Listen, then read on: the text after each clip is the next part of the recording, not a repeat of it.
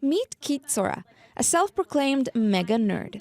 She's one of the many science fiction fanatics who will make their way downtown on Friday for the Sci-Fi on the Rock convention.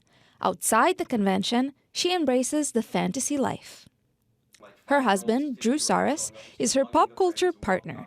They both work to help organize the event. There's going to be costumes, there's panels, there's events, there's guest speakers, there's actors and voice actor guests, there's karaoke, there's concerts going on. We have 2 different bands organized for Friday and Sunday to show up and just play in the atrium for a couple of hours at a time.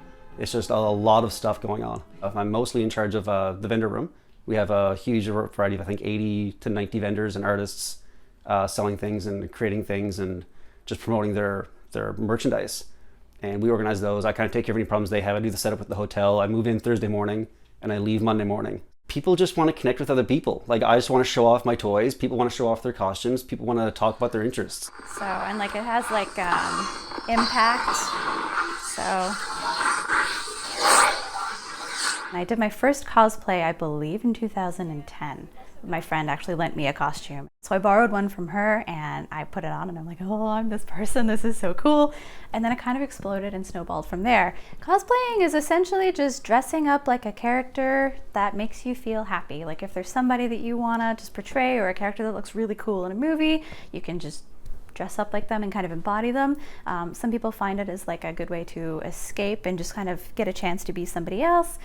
We find a lot of people at the convention tend to be pretty shy, but the second they pop on like a wig and a cosplay, they're like, yeah, I've got the confidence of 1,000 gods, you know?